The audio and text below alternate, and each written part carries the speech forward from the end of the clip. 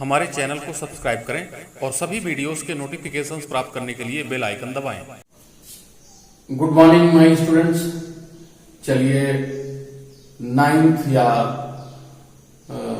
11th दोनों की बात करें हम, उसमें मोशन का जो पार्ट है, सबसे important question graph representation of the motion से रिलेटेड होता है। आज हम उसी पर आपका कॉन्सेप्ट क्लियर करेंगे। 9th और 11th में सिर्फ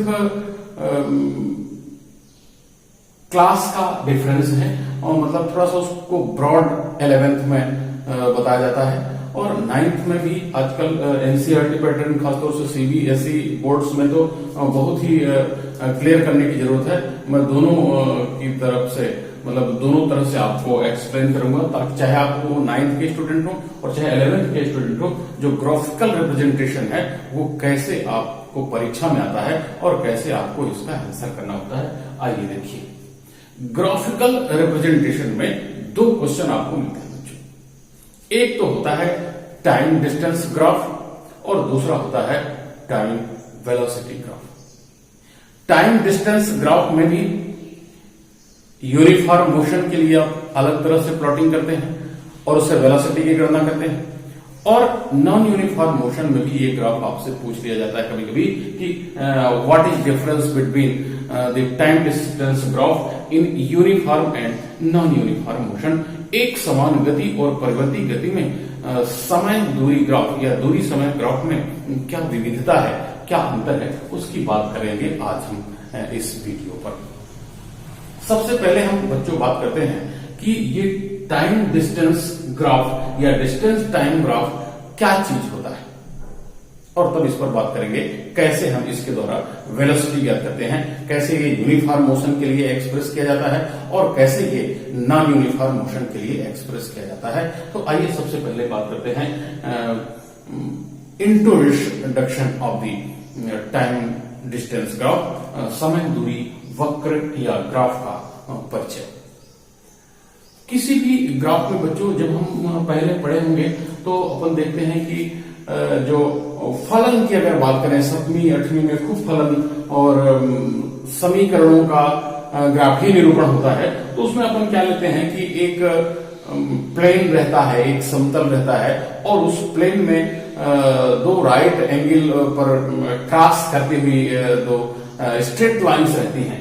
ठीक इस फिगर में देखिए कि ये एक्स एक्सिस अगर इसको हम मान लें और ये वाई एक्सिस इसको मान लें, तो एक्स और वाई एक्सिस को हम इनको एक्स एक्सिस को पीछे और वाई एक्सिस को नीचे बढ़ाते हैं, तो ये एक पॉइंट पर क्रॉस करती हैं। ये एक ओरिजिन पॉइंट होता है।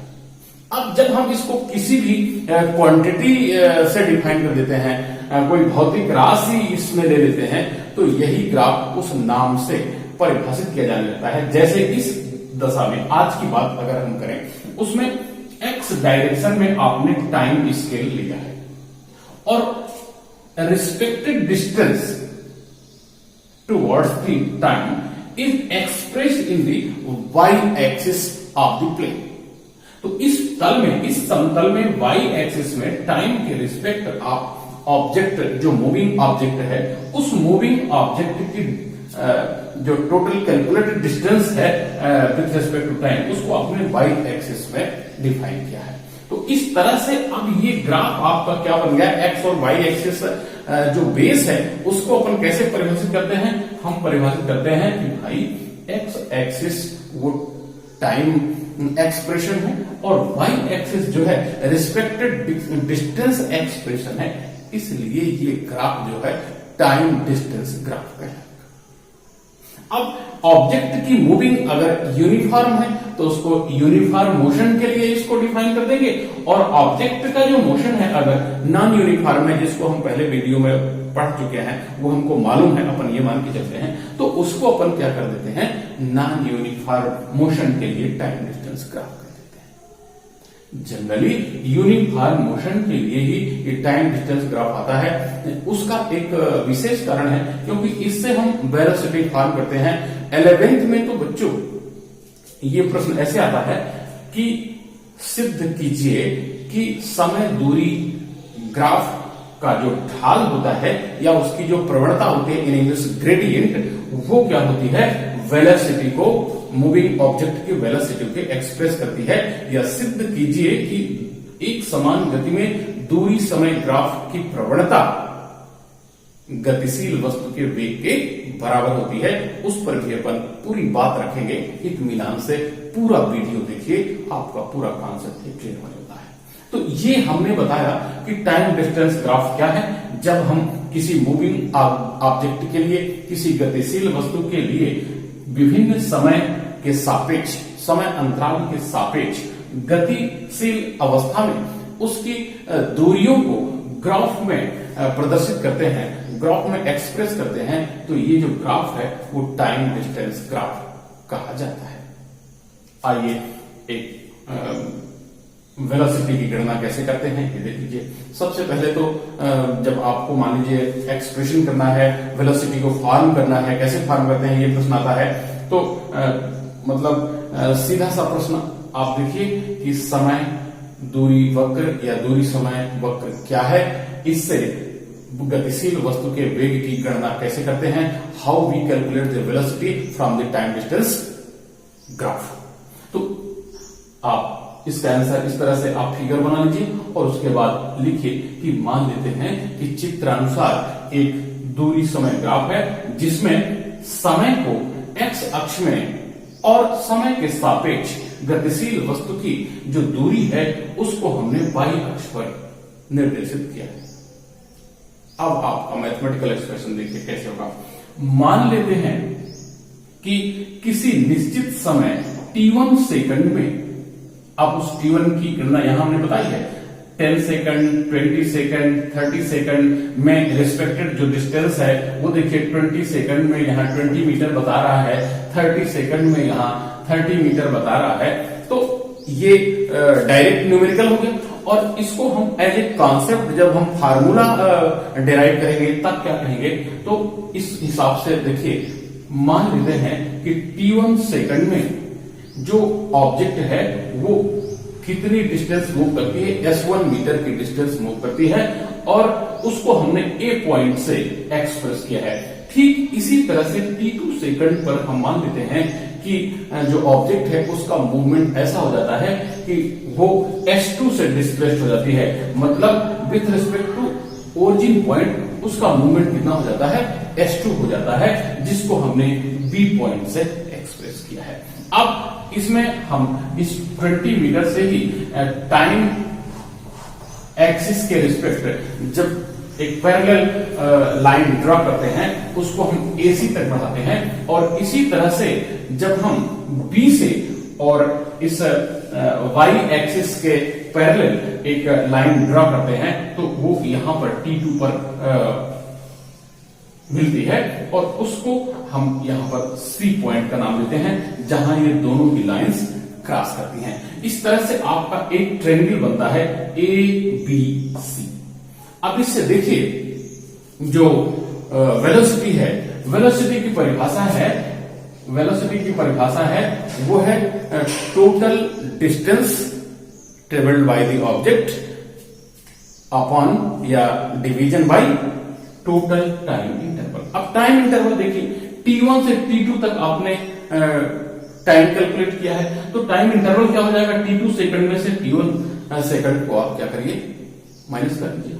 ठीक इसी तरह से अगर हम डिस्टेंस की बात करें तो यहां C तक की डिस्टेंस आपको कहनी चाहिए कि ये जो है s1 मीटर है और यहां से, और इसी तरह से ओरिजिन पॉइंट से इस B पॉइंट तक की जो टोटल कैलकुलेटेड डिस्टेंस है वो कितनी है, s2 मीटर। तो ये जो डिस्टेंस है यानी BC, तो ये BC इज इक्वल टू कितना हो जाता है, s2 माइनस s1 हो जाता है, s2 माइनस s1 हो जाता है। तो इस तरह से जो वेलोसिटी होती है total distance travelled by the object, तो ये क्या हो गया, s2 माइनस s1 मीटर। और ये जो टोटल टाइम आपने कहा ना कि t1 टाइम में s1 डिस्टेंस कैप्चर करती है और t2 टाइम में कितना ट्रेवल कर जाती है, s2 कर जाती है। तो जो टाइम इंटरवल है वो आपका हो जाता है t2 माइनस t1। तो इस तरह से ये जो है कैलकुलेटिंग फार्मूला हो गया। अब इसको अगर थोड़ा सा और बढ़ा चढ़ा के बात करें कि कैसे हम वेलोसिटी का फार्मूला ग्रेडियंट के रूप में एक्सप्रेस करते हैं, तब आप देखिए इसमें जो ये आपका ट्रायंगल एबीसी है, ये 11वीं के लिहाज से होगा। तो अब एबीसी ट्रायंगल में अब इसको हम ये कहेंगे, ये देखिए राइट ट्रायंगल और ये थीटा है। तो इसमें ये जो है आपका विकर्ण, ये लंब और ये आधार। तो ये लंब यानी जो ट्रांसवर्स डायरेक्शन है वो S2 माइनस S1 है, उसको अगर हम एज ए ग्राफ कहें पॉइंट वाइज तो क्या हो जाएगा, BC हो जाएगा। तो इसको हम कैलकुलेशन के लिहाज से फिर क्या कह सकते हैं कि ये जो वेलोसिटी है वो किस रूप में आती है, ग्राफ रूप में, ये जो BC है तो ये हो गया लंब, और टाइम इंटरवल आपका T2 माइनस T1 किस में आता है, ये AC के रूप में आता है। तो ये अब इसको अगर हम ट्रायंगल वाइज डिफाइन करें तो ये होता है लंब बटे आधार, और लंब बटे आधार को राइट ट्रायंगल में क्या कहते हैं, उसको tan थीटा कहते हैं। तो ये जो है 11th में ऐसा क्वेश्चन आता है कि prove that the gradient means tan theta, ये थीटा है तो ये इसको ढाल कहते हैं, रेखा का ढाल कहते हैं। तो gradient of the time distance graph is expressed as a velocity of the moving object. मतलब किसी भी गतिशील वस्तु के लिए जो वेग है वह समय दूरी वक्र की प्रवणता या ग्रेडियंट या ढाल के बराबर होता है। तो ये 11वीं का एक्सप्रेशन हो गया, इस तरह से 11वीं। इसी को अगर हम नॉन यूनिफॉर्म मोशन के लिए कहें तो नॉन यूनिफॉर्म मोशन में आप इसको ऐसे क्लियर कर सकते हैं, वही टाइम स्केल आपका एक्स एक्सिस में और उसके रिस्पेक्ट जो डिस्टेंस है वो वाई एक्सिस में। इसको ये देखना पड़ता है कि कैसे जो ऑब्जेक्ट है अपनी मूविंग टाइम के रिस्पेक्ट चेंज करती है। यहां देखिए 10 मिनट्स में 10 मीटर तो 20 मिनट में 20 मीटर ही रहता है, इसलिए मैंने कंपैरेटिव ग्राफ आपको बताया है। यानी for each time interval of 10 second the distance are displaces always fix, that is 10 meter. यहां देखिए क्या होता है कि 2 सेकंड में ऑब्जेक्ट 5 मीटर मूव होती है और अगले 2 सेकंड में भी 5 मीटर मूव होती है। लेकिन देखिए अगले 2 सेकंड में इसका मूवमेंट क्या हो जाता है, वो 20 यानी 10 मीटर हो जाता है। यानी उसकी स्पीड जो है, उसकी वेलोसिटी जो है डबल हो जाती है।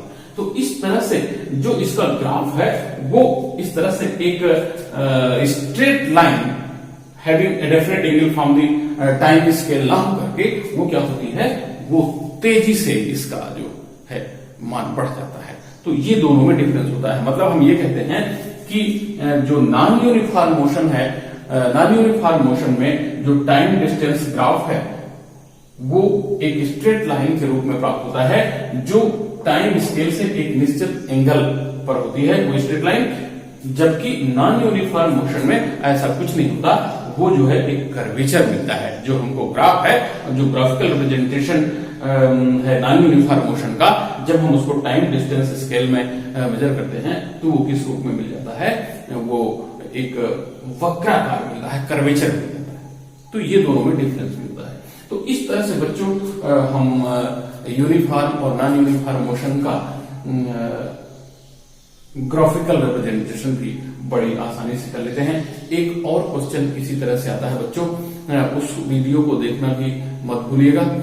वो आता है टाइम वेलोसिटी ग्राफ, तो उसको अपन अगले वीडियो में आपके सामने रखेंगे। ये लगभग 10-15 मिनट का वीडियो आपका है।